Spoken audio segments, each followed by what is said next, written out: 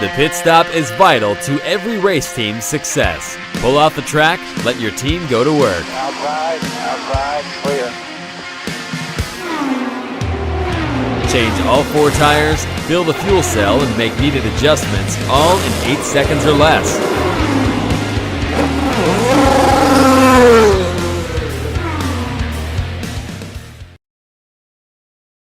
Right, hey everybody, welcome, ladies and gentlemen. This is the Pits Are Open. Your host, Will Marotti.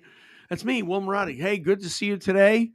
Hope you're having a great day. Hope it's not snowing where you are. I'll tell you, we got hammered here in Connecticut, up in the Northeast over the weekend. Just a horrible storm. Much less than they had originally predicted, but there's so much ice, and oh my gosh, we are at the base of a mountain.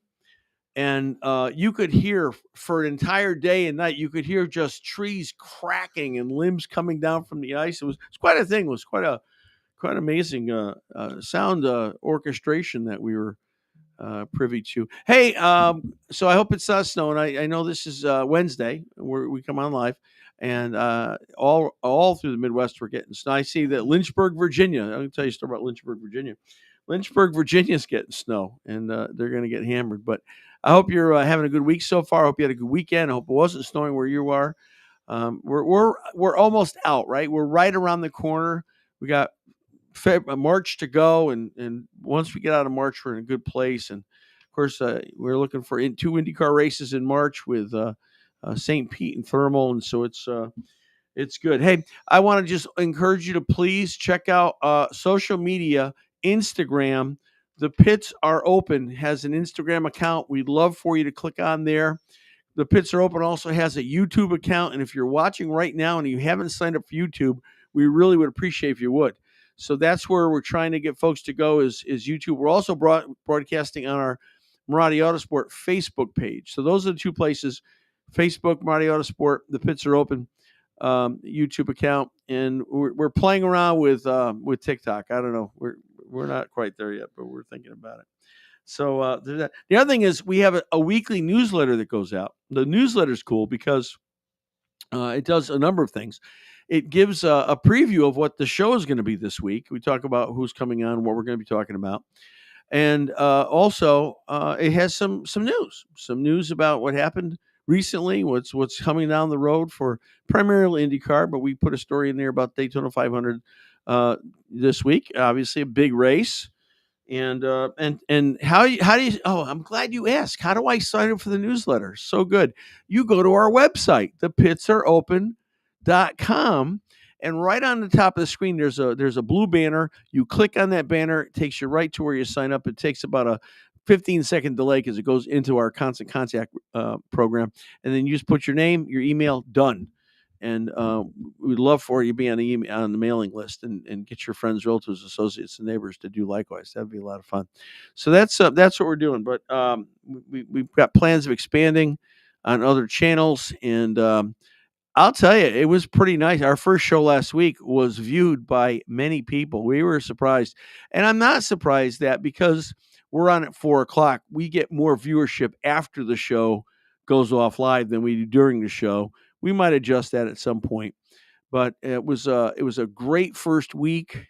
A lot of positive comments, a lot of social media action, a lot of views on YouTube and Facebook, and it was cool. It was cool to see everybody come into it. So thank you so much. But again, get on the website, pitsareopen.com, sign up for the newsletter. Comes out every Tuesday at 9:00 in the morning, and then gets resent to the non-opening folks on Wednesday. So, and that'll give you the rundown of the show and some great news that you'll be able to. And we want to say thank you to our presenting sponsor, Speed Sport, because we have permission from them to use content. We can use all the content we want from Speed Sport, and so we're going to load it up with Speed Sport news, and it's good. It's good. Daytona 500. Well, let's talk about today's show first of all. I've been actively involved in racing. I mean, I've been a fan my whole life. But it was 2015 that I said to my wife, if we're ever going to do this and get involved, now's the time to do it because our church was growing and this great staff, and I could step away and be okay. So we made it as a goal to enter the 2016 Indy 500. And we were able to connect with Schmidt Peterson, Sam Schmidt, Rick Peterson. We were a co-entrant on their third car. Oriole Survey was a driver. Great time. And I didn't know if that was a bucket list item, it was wonderful. I mean, it was, I honestly, when you're a fan your entire life, from the time you're a little kid, and a lot of you know what I'm talking about, because Indianapolis is just a special, special place. I say this all the time. There's two places on the planet Earth when I go to makes me feel like I'm transported back to my childhood. One is Fenway Park. The other is the Indianapolis Motor Speedway. And because my recollections are so vivid and so clear. And so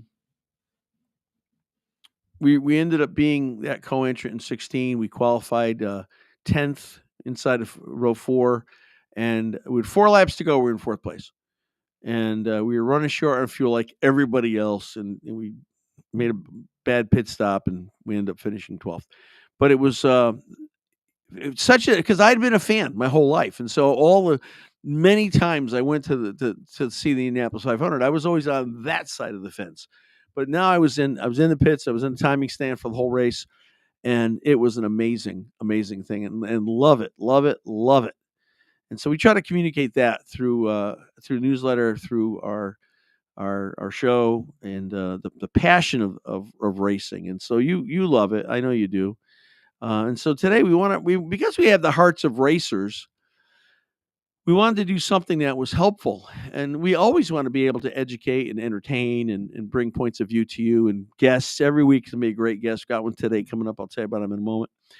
And so let's do this. I was talking to the father of a young driver doing a great job in the ladder series, talking to his father today about it.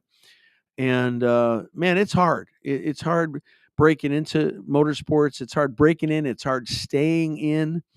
It takes a lot of work, a lot of dedication. There's a lot of disappointment. It's kind of like being a Red Sox fan. There's some high moments, but there's a lot of low moments that drag on. And sometimes that's how racing is, because it's so expensive. And unless you're wealthy, how many of you are wealthy out there? Unless you're wealthy, it's a tough road. It's a tough road. And so we're talking about, I said, you know what? Why don't we try to do something that's helped? Not that we're experts. I mean, we've had some modicum of success in sponsorship, but not really something sustainable or long term. But we've had some, and so let me call on some friends who are experts in sponsorship. So for this week, starting this week for the next 3 weeks, we're going to do a series on sponsorship. And this week, our guest is going to be someone who's been in sponsorship for many years.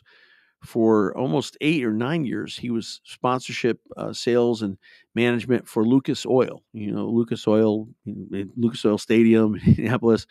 When we ran in 2016, Lucas was proudly displayed, because Forrest Lucas was such a great supporter of Sam Schmidt in Sam's early days, and right through until Arrow, kind of jumped on, and then of course now it's McLaren. But so Alex worked at Lucas for many years, and he's also founded something called sponsorship summits, where they'll be like big Zoom conferences where have all kinds of people come on. So Alex Streeler is going to be our guest today. And Alex is going to talk about, what is it that sponsors really are looking for? What do they want? Next week, we got JP Murray coming on. Now, JP is he's got a wealth of experience in business, but he's only been doing racing for 3 years, but having a great deal of success working with Santino Ferrucci and AJ Foyt Racing. And so JP is going to come on. He's becoming a good friend. I've known Alex for a long time. JP less time, but still a very good, helpful, wonderful guy. And so he's going to come on and talk about the process of how do you prospect, how do you get sponsors, how you find them, how do you connect with them. He's very good at that. And then the third week, we're going to have Kim Skilton-Reid. Now, Kim is from Australia. She's Australian, but she's been in the sponsorship game forever. She has an incredibly helpful blog and podcast, Power Sponsorship, and she's written several books, and she's going to be on in week 3. So it's going to be all to help you guys. Anybody that's out there who's currently racing, smaller team, entrepreneur kind of things that are going on. Anything to help you develop your sponsorship portfolio is what we want to do and help you. And so that's going to happen. We'll do that in a little bit, and then for the next couple weeks. So that please share that with people. If you know anybody that's a racer, you know anybody that's got a small team, it's tough. It's tough. Anybody that says it's not tough is either funding it themselves or they're lying. So it's right, Alex. It's just hard, and we know that. We know that from. And I'll tell you a funny story about it in a bit. Daytona 500. Did you watch it? Did you hang out through the rain delay? I'll be honest with you, I didn't watch the whole race. I'm an IndyCar guy. I'm an open wheel guy, and I'm not really a fan of stages. I think it's artificially produced. I just there's a lot of stuff NASCAR started doing that I'm just not a fan of anymore. I'm not even a fan of the next gen cars, quite frankly, but that's because I'm old school and I like five lug nuts. pit guns. I mean, that's how I am. I'm sorry. Yeah, sure. Um, I'm just a fan of old school stuff, and so I love it. I love it when um, you look back at old races and NASCAR footage. Daytona, I mean, some great. I've been to Daytona a number of times. It's a great race. I don't want to take away from, but my heart's with an IndyCar. So a couple of points I'll make from Daytona from this week. Apart from, isn't it interesting? Last year there was a massive rain delay for the Indy 500, and yet once it was over, oh my god! And I don't know where it happened. I was up in the suite, so I don't know how this happened, but they had to clear the bleachers because there was lightning threats. It was a disaster, and people were scampering for. We were up in the suite. It's so spoiled. But people were scampering for protection and shelter and safety. But once the sun came out and it was ready to go, man, those stands filled back up again. And it's nothing like, let me tell you something. Daytona's a great race. Nothing like the Indy 500. There's nothing like it on earth. That's why it's not just the greatest spectacle in racing. It's the greatest event in sports. I mean, it's bigger than the Super Bowl. It's bigger than the Kentucky Fried the Kentucky Fried Derby. It's bigger than all of them, and the history is so amazing. So anyway, back to Daytona. Hey, my favorite guy won. I can't lie. William Byron. I'm a William Byron fan. I'm over here now, right? I'm a William Byron fan. And we're still working out the kinks here. I'm a William Byron fan. I love William.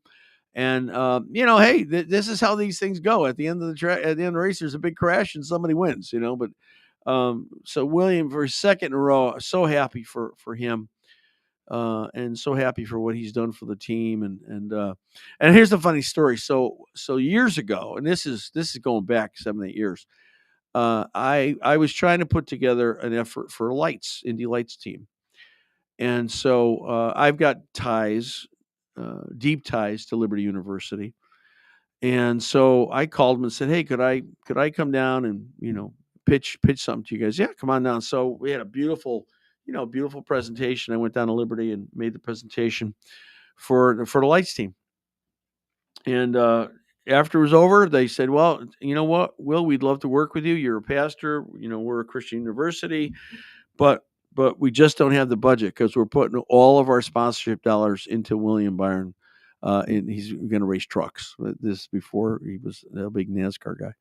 And so that's my story. William, I lost out on a Lights deal to you because you were starting to run trucks and Liberty was your big sponsor. So it happens. It happens. So, congratulations on the win. Happy for you. Happy for the team. It's outstanding. I have to say, though, I feel bad. I feel bad for Elio. Elio raced the ARCA race and finished 5th. But I don't know.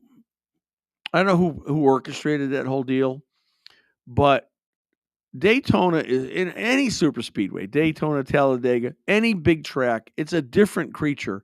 And I don't care how many Indy 500s you've won. I don't care how many races you won, how many championships you won, how many Rolexes you won. I don't care. It is not the same thing. And I feel like they did Elio a disservice by letting him run the ARCA race. And the ARCA and Daytona, different two races, right? ARCA and NASCAR You're talking about two different cars. It's like going from a USF 2000 Pro car to Indy. I mean, it's that much difference between an ARCA car and a Cup car. And I felt like they did him a disservice. And so, what did he have to do? He was the provisional starter. What does that mean? Well, he started last. Why? Because he didn't qualify. Provisional starter. They allow NASCAR rules allow provisional starter even if you can't or don't qualify. And so he's at the back of the pack. Got taken out. Not his fault. He got taken out early. And I just felt like there wasn't a lot of love from Fox. 4-time IndyCar winner. I mean, okay, sure, he's starting last, but I just felt bad for the whole thing for Elio. How about poor Ryan Preece? Ryan Preece almost got killed, for crying out loud. There's something wrong with those cars. I noticed that they've got a complete undertray on those cars. Have had it for a while, like an IndyCar. And you know what that does? When that car gets out of attitude and gets any lift at all, front or back or sideways, that bottom shelf acts like a wing. And that car that 3,600-pound car just tumbling through the air like it was a rag doll. And Ryan got interviewed. Ryan's, from Connecticut, so I have an extra amount of love for Ryan and Joey Logano. Ryan was interviewed after, and he said, listen, he said, I just don't want to be that guy that ends up not making it. You have a daughter, got a family like everybody else. And there's something wrong. There's something wrong that car should just get a little bit of lift and just take off. Indy cars, we've seen Indy cars. That's because they're kind of like that. They're like jets on wheels. But the older style cars would have some open space underneath. I know it makes them slipperier. I know it makes them faster. But, they got to figure out a way to not have that happen because, of course, we've seen NASCAR cars flip and roll in the old days. I'm not saying it doesn't happen, but if you watch that crash with Ryan Preece, that was just crazy the way that thing took off and rolled. Do you know what kind of downforce they're running on those? Well, the body, the body itself, I don't know what the pound distribution of downforce is, but man, it was frightening to see it. So that was sad. So William Byron, great. Elio, sad. Disappointing that the champion had that kind of an outing. Of course, let's see. Those of you in the chat room, who are the only two Indy 500 winners that have won the Daytona 500? Quickly. Who are they? I'm looking at the chat room, not looking at the camera, looking at the chat room. Who are the only two Indy 500 winners that have won the Daytona 500? And if you get it right, I'm gonna give you a gift. I'll think of something. I'm not giving you my Speed Sport hat. No Googling. Yeah, no. Yeah, you're taking time to Google. One of them happened in 1967, and one happened in 1972. And the survey. No, we don't take a shot at it, huh? Okay, so 67 was Mario Andretti. Mario Andretti's first IndyCar winner, Indy 500 winner. Well, no, he hadn't won the 500 yet. He won the 67, won the 500, Indy 569. So the time he won the Daytona 500, he wasn't yet an IndyCar champion. And then the other, AJ Foyt won with the Wood brothers in 1972. And of course, by that time, he'd already had, I think, 3 500 wins for AJ by 72. So. Not to be for Elio, not to be. Started last, got out early. Catherine Legg didn't have a good run in the ARCA race. She got whacked. Well, again, not her fault, but early. I think 5 laps. She was 5 laps into the ARCA race when she got taken out. So that was hard to see that. All kinds of stories in the newsletter this week. Rinus VeeKay finally. Thank goodness. What a great driver. What a great young man I think he is. Finally secured a ride with Dale Coyne. Good. We talked last week about the whole Doug Boles situation. Congratulations to Doug, now not only track president, but series president. Speed Sport, so kind. They even put a story in there about us. Put a story in about the Pits Are Open podcast. That's in the newsletter. Problems at Uncos Hollinger. Very cryptically, Conley announced that he wouldn't be able to continue at Uncos. The company Polkadot, which I think is a crypto company. I know that should tell you something right there. Okay, Polkadot. Apparently, had an internal problem and didn't agree on the sponsorship. You would think by the time you announce the sponsorship, everybody's already been asked and voted and said their piece, but apparently not. And so Connor said that, wasn't. Now he says he's back, give me in St. Pete. But I'm telling you, I think there's problems at Uncos Hollinger. I don't think I'm talking out of school here. If it wasn't for Brad Hollinger, there probably would be no Uncos right now.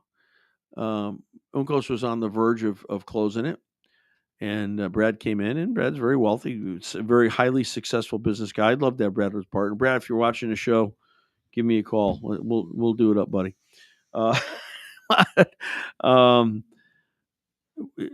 Again, I don't think I'm talking out of school to say that I'm 99% positive Stingray Rob does not have a full budget. And so, sometimes people get tired of writing checks. They axed their next program. They stepped away from that. Clearly a money problem. I don't know. I don't know what to say. I mean, I remember talking to an owner several years ago. I won't say who. Current owner, still racing. And they had the week before, 2 weeks before, they had just a horrific time. And they lost, I think it might have been at St. Pete. They lost 2 cars. I mean, tubbed them, gone. And, I was talking to him. We were at a race somewhere. I forgot where we were at soon after there. Might have been Barbara, I don't recall. And I said to him, man, that's got to be tough on the budget. He goes, yeah, tell me about it. I'm sick of writing checks. Some of these guys, some of these owners, they can backstop the thing. This one can and did for years. But, it's like anybody else. It's your money. And if you don't have to spend it, you don't want to. And so, Brad's got a very successful, hospital endeavor going on. But I'm sure after a while you get tired of writing the checks. And so they axed the next program. And now Polka Dot, there's problems there. And Stingray probably doesn't have a full budget. So if you're Brad Hollinger, like, hey, where is the money? And sometimes, quite frankly, Uncos has not been, a powerhouse with developing sponsorships the last 2 years. So I understand it. I hope they can, and I feel bad. Connor Daly's a good driver. He's a good guy. Did great for them. Their only podium finish in their team history this past year.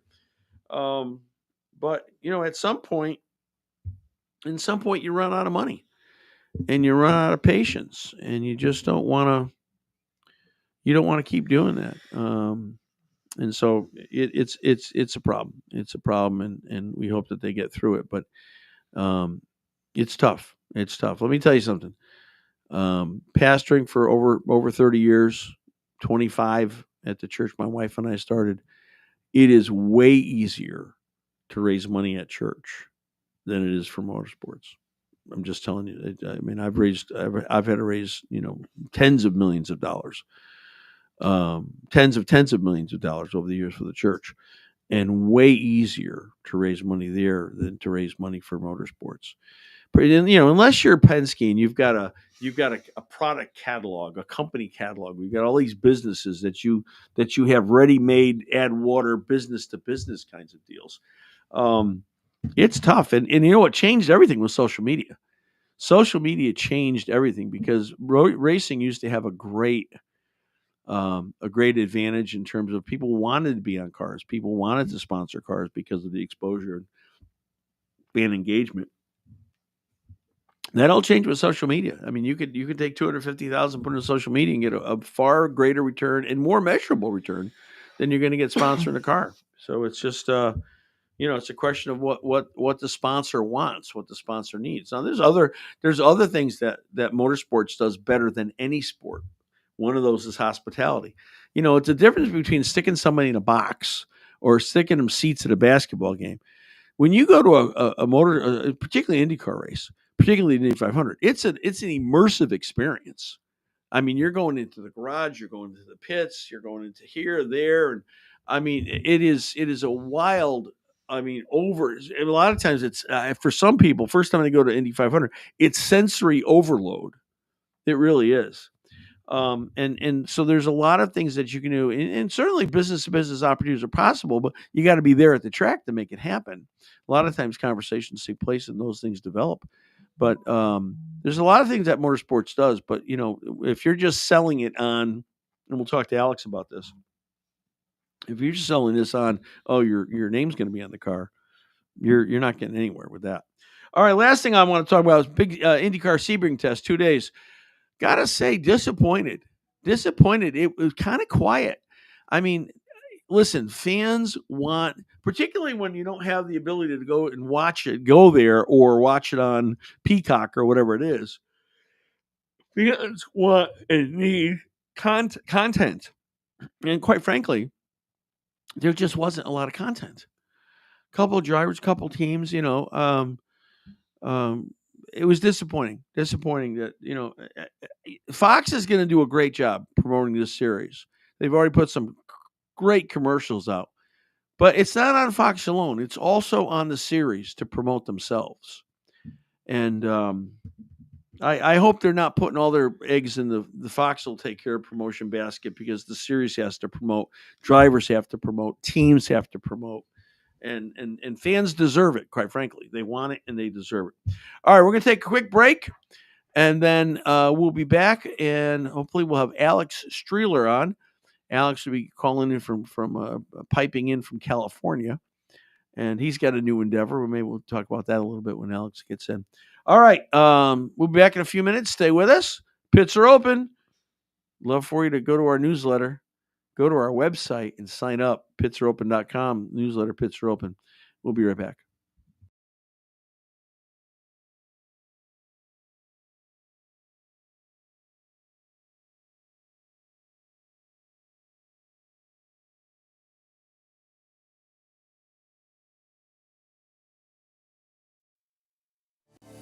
Since 1934, Speed Sport has been there. From the board tracks to the short tracks and the world's most iconic racing events, Speed Sport has covered it all. Led by Chris Economaki, the Dean of American Motorsports Journalism, Speed Sport narrated the rise of auto racing from county fair dirt tracks to a global multi-billion-dollar business. Generations have relied on Speed Sport for information, storytelling, and insight. And though Speed Sport has grown far beyond the original iconic newspaper, it has never wavered from its heritage. Speed Sport is America's motorsports authority. Speed Sport continues to define the industry standard with award-winning publications, digital media, television productions, and live streaming network. And today, Speed Sport announces the new television home for passionate race fans across the country and around the globe. Speed Sport Live, the Motorsports Network. Introducing the first channel to deliver over 400 live racing events a year from around the world. Get ready for Speed Sport 1. And we're racing. Are you kidding me? Developed by the team that brought you ESPN, Speed Vision, MAV TV, and Fox Sports Net. In partnership with America's original motorsports authority, Speed Sport. With an emphasis on live racing, news, and behind-the-scenes access from around the world, no one gets fans closer to the stars, the action, and stories behind motorsports than Speed Sport 1. He's going for the lead. Oh! Speed Sport 1 delivers streaming's most valuable audience of 18 to 49-year-old males, capitalizing on television's most important advertising categories. Reckon. Hi, everybody. Welcome to the Brickyard and Speed Sport live from Indy. Get ready for the first channel to deliver over 400 live racing events a year from around the world. Unbelievable. Get ready for Speed Sport 1, the Motorsports Network.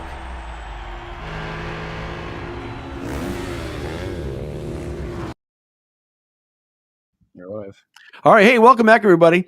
Special thanks to Speed Sport, Joe Tripp, Ralph Shaheen. So delighted they have jumped on as our presenting sponsor. tremendous help from those guys, and we love them. And happy to see a lot of you going to the newsletter and clicking on the stories. So you're going right to Speed Sport. You're getting that information. So helpful for that. All right. Our next guest, I like him.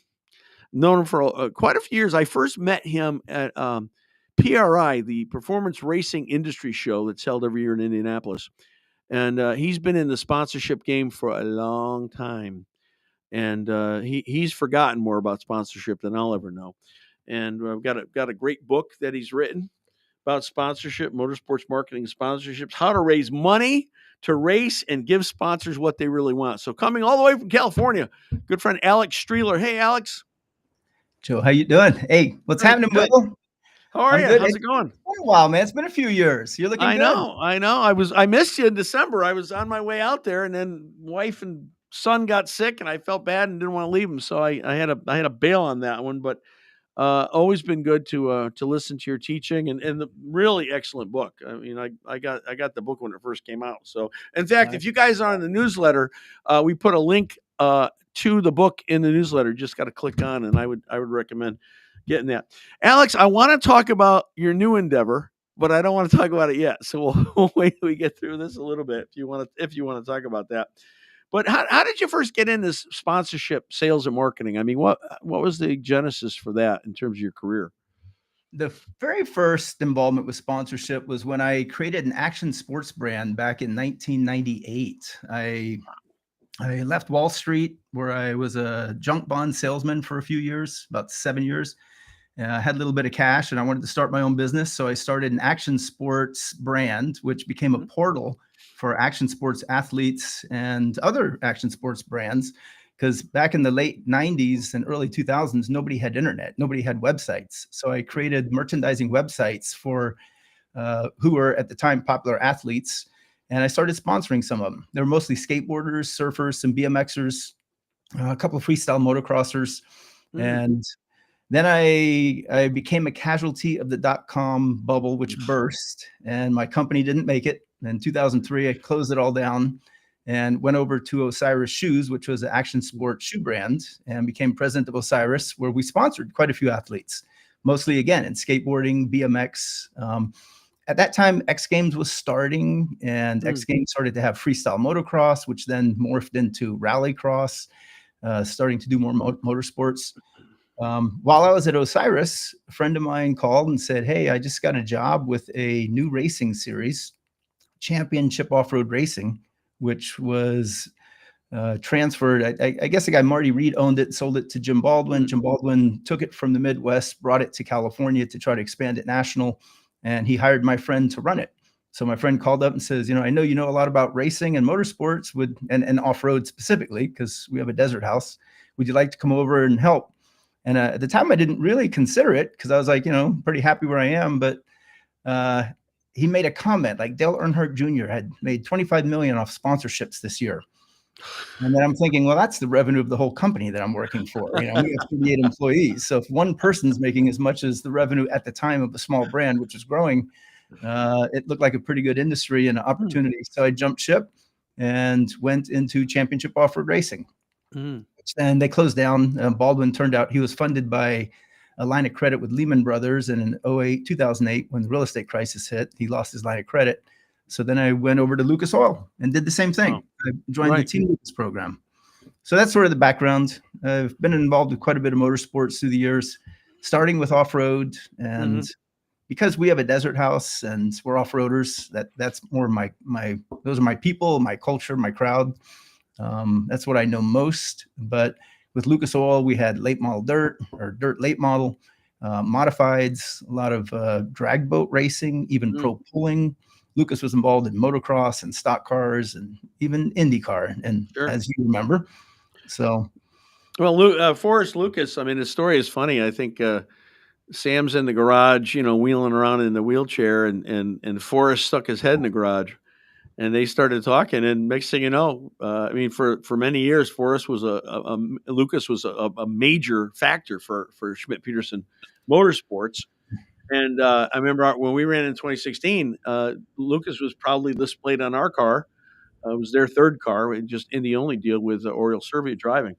and got to meet Lucas, Forrest Lucas. And it was a funny thing. I'll tell you a funny story. So it's the morning of the race. We're out on the grid. Mhm. You remember the first iteration of the aero kits for the Indy cars? They were horrible. They were ugly. They had winglets everywhere and shark fins on the side. It was just an ugly thing. So Forrest, of course, because he was primary on our car. Forrest is there. He's at the car, and we're talking and having a great time with him. Just a good, very approachable guy. Just you never know he was a gazillionaire.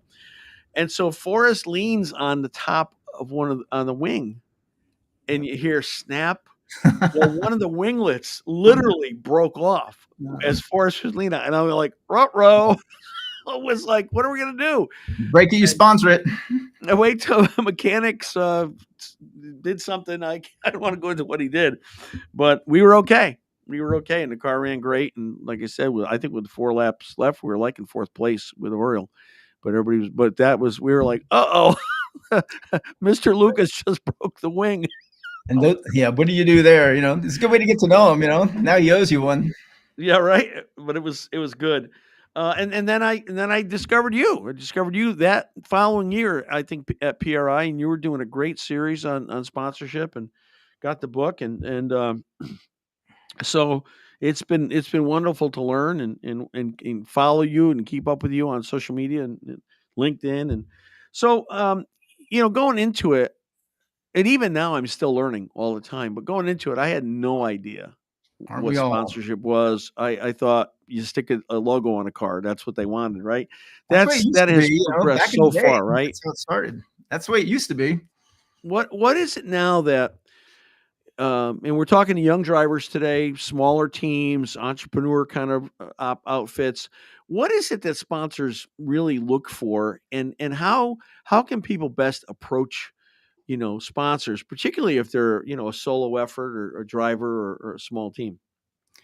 The way I look at it now is it's no longer about exposure. Exposure's dead. You can get exposure putting a sticker on your forehead and walking around a crowded mall, and that doesn't really work. What sponsors want, you have to remember, are businesses, and a business needs sales, and they need revenue. Revenue can either be generated from increased quantity sold or raising prices. You can raise prices and increase revenue even if your quantities stay the same.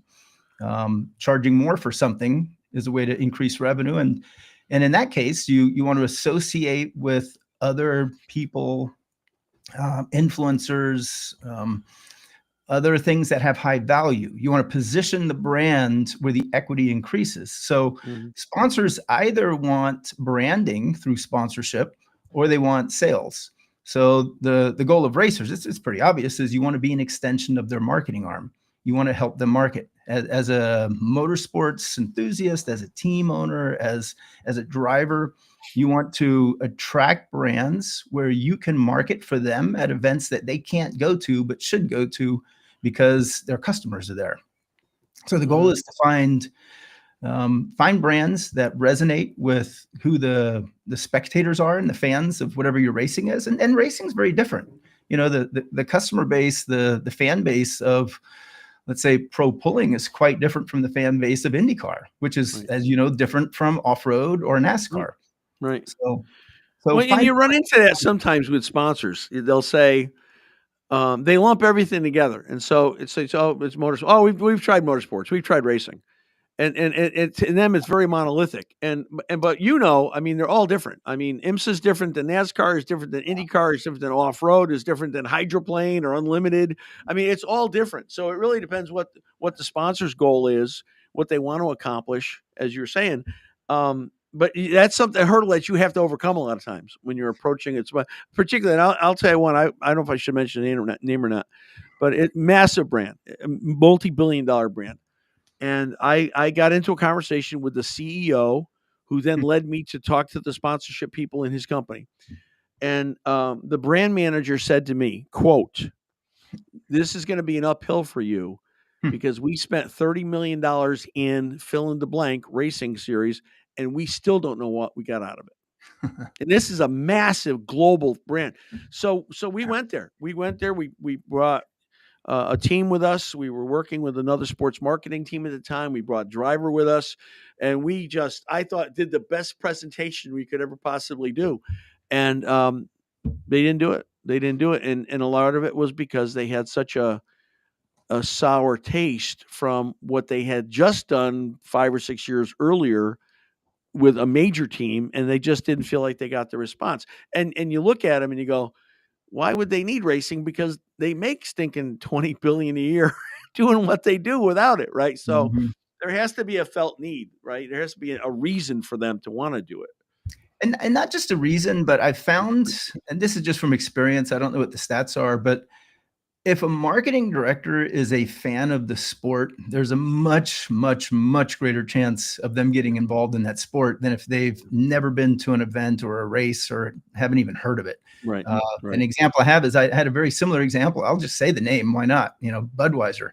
About 15, maybe 20 years ago, I was trying to sell the head of marketing of Budweiser.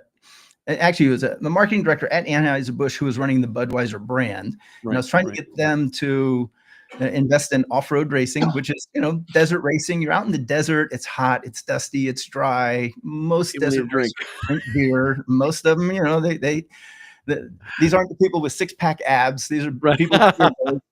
And I could not convince her to even come look at a race because no, she wanted to do lifestyle marketing. Yeah. Lifestyle. I was like, well, off-road is a lifestyle. It's a culture. Yeah. And she decided, no, they went with volleyball instead. Now, I've never heard of volleyball being a lifestyle, and I've never even heard of volleyball selling to beer bellies. People who play volleyball usually have six packs. Yeah, so I thought it was a very strange fit, but she was a fan of volleyball at the time. And so she saw that fit. Look at Bud Light, what happened a couple of years ago, when a marketing director brings in their personal passion as opposed to understanding what's good for the brand. It usually doesn't work. And they still haven't recovered fully. They've never fully recovered, and likely never will. And that'll be in every marketing class every marketing class taught in every college in America of what not to do. This completely be tone deaf to your audience, right? That works. True. And so one of the keys for drivers and teams trying to find sponsors is you got to get them to a race. You got to get them to come if they haven't yet, or find ones who are fans already. If they're a fan of the racing, it's much easier to get that conversation started. But if they've never been to an off-road race, they've never been to an IndyCar race, they've never been to a drag race and felt their heart, literally stop when there's a 4 wide, let's say at Vegas or Pomona. Yeah. If they've never experienced it, it's going to be a hard sell. So the first thing a driver or team needs to do is get that marketing person to an event so they can smell the smells, see the sights, hear the sounds, meet the people, and then look around.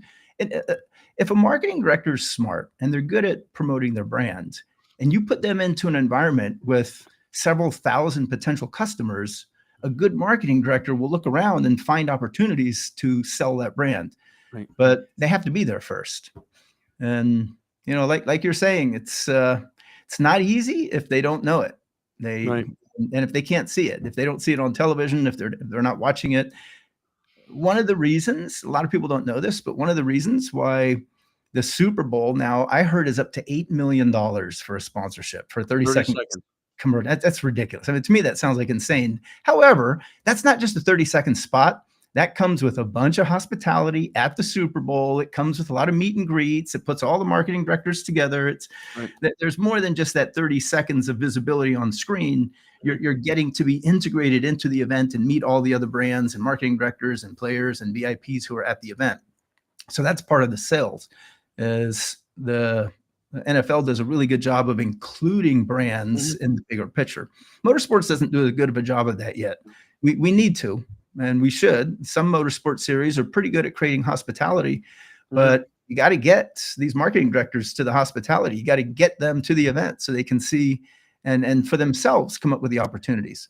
Well, to your point, I mean, motorsports is so vastly different than like a stick and ball sport, because if you stick somebody in a box and they're watching a game, and it could be even a luxury box, skybox, a hockey game or something, it's not the same thing. Motorsports is a totally immersive experience in that they've not felt that before. They've not heard the sound, smell the smells, the vibration. They just don't know. And so to your point, 100%, a great way to start the relationship is invite them to a race, get them out there. And those stick and ball sports, I mean, those are one ball sports. Yeah. Motorsports are two ball sports. Right. It's true. What are some lessons that you've learned, maybe from mistakes? I mean, I think we learn more from mistakes than when we do well. What are some lessons that you've learned over the years? You've been involved in so many types of sports, motorsports, and different dollar amounts. What are some things that you've picked up over the years, Alex? For me personally, is when I first started, and probably the first decade I did this, I was very anxious and eager to sell and secure a sponsorship. So I went straight into the pitch. If I met someone with marketing on their business card, bam, they got a sales pitch immediately. And I never got calls back because I've done it. We've all done it. It's what we all do. It's what we're conditioned to do. We think that we meet a marketing director, we have 3 minutes to sell ourselves. We think that they're actually going to sponsor us in those 3 minutes. It's not going to happen. So I've learned that instead of jumping into the pitch, get to know the people. And what Catherine Reinhardt, who's now with Hemmings, has said, and she's on the SEMA board of directors. She was on one of my summits last year, she said it perfectly. So I'm going to repeat it. She says, don't just go meet people and form or look for sponsors, but form alliances. As you meet people, view how they fit into your alliance. And if you're starting to create alliances with groups of people who are obviously part of companies, sometimes they rotate and move, go from one company to another.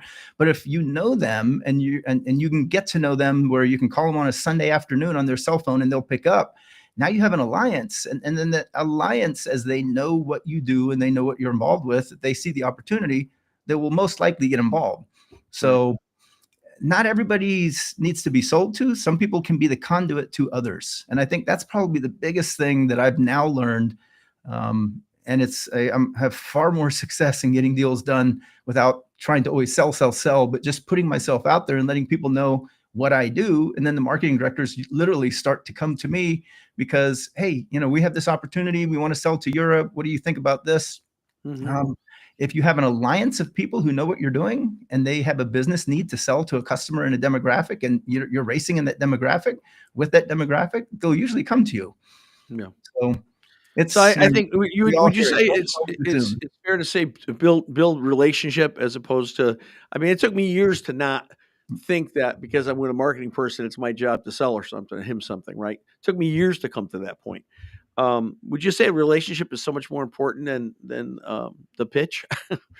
Well, that's in all of life. Yeah. Life is that way, but the pitch also, you have to be able to, when they finally ask, you have to be able to give an elevator pitch that is quick and concise and makes sense.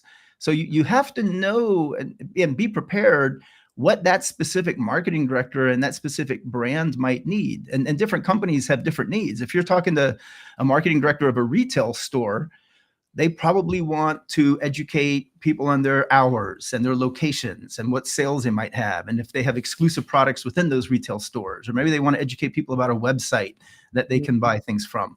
So that's what you want to speak with that marketing director about. If you're speaking with the marketing director of, let's say, Geico, an insurance company, nobody wants to buy insurance. Nobody runs to the store and buys insurance, and it's more of a forced purchase. So Geico wants to make you feel good. They want to be top of mind when you're ready to make that purchase of a product, a car, a house, and you're going to buy insurance.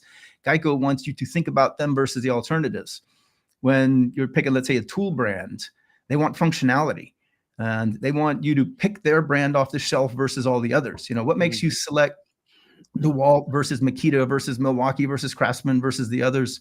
Well, that's marketing. And that's what a marketing director is looking for you to help with, is to create that demand. Remember, we talked earlier about raising brand equity. You see 10 popular brands on a shelf. What makes you pick the one versus the others? It's not always price. Sometimes there's other things that go with it. Absolutely. If Rob Mack uses Makita power tools, good enough for Rob, good enough for me. That's always, advertising is still the power of recommendation. I use Tide. You should use it too. Personal testimony is powerful, whether it's selling detergent or tools. I don't know how you feel about this, but I heard someone say this a while ago, and I had already kind of adopted it. We all get more no's than we get yeses in this game. You better be ready. If you're a young driver or a young team, you better be ready for a lot of no's. You can probably go, I don't know. What do you think? If you had to throw a number at it, Alex, what do you think the ratio of no's to yeses are? 99 99,000 to 1, 99,999 to 1. I mean, it's a lot. It's a lot. It's And a lot. it's not, and a no doesn't just mean no, Right. I prefer a yes or a no, but the maybe is what drives me crazy. When someone says Yeah. maybe, I'll think about it, then you really don't know. And everybody thinks a maybe means yes. And then they start to really throw it on thick and then lay it on thick and throw more information at a sponsor. And it usually inundates them and it upsets them. And then you never hear from them again. So if they say no, the question is, why not? Does this not make sense in your marketing plan? Do you not have budget? Are these the wrong customers for your brands? Why no? Try to understand what it is that they're looking for. Remember, as a driver or a team, if you have a sponsor, the goal of that sponsorship is to become an extension of their marketing. How do you become an extension of their marketing? Well, one easy way is to go to events that they don't have the time to go to. A lot of marketing directors, let's say there's 50 races on any given weekend, but there's only one marketing director. Does that marketing director take off on a Saturday and Sunday to go to an IndyCar race or an off-road race or a tractor pull or a modified race or dirt late model race? Or do they go to their soccer game with their kids? Or do they watch the baseball game with their sons? What do you do? Well, most marketing directors, they're humans. They want to spend time with their family. So they also don't want to miss out on the opportunity to market at those 50 events. So if you as a team can do that for them, you can be an extension of their marketing at the race that you go to, but you have to represent that brand in a way that the marketing would represent the brand. Then there's a chance that they'll pay you to go do it. Because if a marketing director from, let's say, New York City wants to go to a race in Missouri, they have to fly there. They have to get a hotel. They have to rent a car. There are expenses. So let's say you're going to spend $2,500 just to go to an event to check it out or to go market at that event. Well, if you're going to race at that event, you're going to be there anyway. Why can't you offer them the opportunity to market through you at a fraction of that $2,500 that they're going to pay? Let's say they give you $2,000 or $1,000 or $1,500, where now you're saving them money and you're reaching a demographic where they want to market, and your extension of their marketing, you're increasing their business. We have to stop looking at it as sponsorship budgets and start looking at it as marketing budgets. Don't always think sponsorship, think marketing. What can you do to market that brand to help them sell or increase their brand equity? So true. I had a company that said no a few years ago. Had their marketing guy, who I know, called me and wanted to know if I was going to a race because he wanted to go. I said, yeah, sure. Nice. And because you know what? He didn't say yes now, but maybe a couple of years from now he'll say yes, which is why I think a good attitude is, even when you get a no, try to maintain the relationship. I tell, and I heard this isn't mine. I stole this from somebody. They said, I treat everybody I talk to like they're my client, but they just aren't paying me yet. Nice. So even I ask everybody, can I include you in our newsletter? Because I want to keep popping up. I want out of sight, out of mind. I want them to keep remembering, Will's a nice guy. Couldn't do it now or whatever. We didn't have the budget or, it didn't work for, but I want them to keep thinking about us. And so, we try to do that any way we can. All right. We've got about 3 or 4 minutes left. If you want to talk about this, if you don't want to talk about it, it's fine. But you're in starting a whole nother endeavor now that I think it's cool. But it's different. What, do you want to talk about that for a couple minutes? I'm doing a lot of different things, but so I live in San Diego. I have a couple acres, and over COVID, I planted 60 grapevines and built a wine cellar. I had been making my own wine from purchased grapes for several years before that. Now I'm trying to make wine from my grapes. I actually don't like my wine yet. My wine is not worthy of me drinking yet. I can mix it with 7-Up or something and make a spritzer, but a friend of mine, Adrian Cheney, is a professional racer in the Champ Off-Road Series. He races a Pro 4, and he just acquired 40 acres east of Temecula in Temecula wine country. And he wants to put in a vineyard for not necessarily wine, but for table grapes, and put in a nursery with olive trees and olive oil. And I do that stuff on my spare time just because I love it. I do it when I get home in the evenings, and, I spend my time outdoors. And now he's talking about doing that full time on a permanent structure that's 40 acres. I'm like, heck yeah, count me in. I'm there. It's going to take a few years to build out, but sure. It's I enjoy being outdoors, and I love working with plants, and you have a balance. The last year I was at Lucas in 2019, I think I was I think I went to 28 races or 28 weekends away that year. The last year I was there, maybe that was 2018. It's nice to stay home and not have to travel after 2 decades of doing this. You know, after a while, I have grandchildren now, I have a grandson, and I like being home when he's here. So not having to fly all over. That being said, I just booked my flight to the Mint 400 in Vegas in a few weeks. So I'm going to be at the King of Hammers Ranch this weekend. Oh, good. So Yeah. Good. I have a lot of stuff going on. I'm going to be in North Carolina in April. I mean, I'm still traveling, but I'm trying to wind that down. Yeah. Well, like I said, I appreciate you so much. I appreciate anybody who'll answer my call or answer a text message when I send it.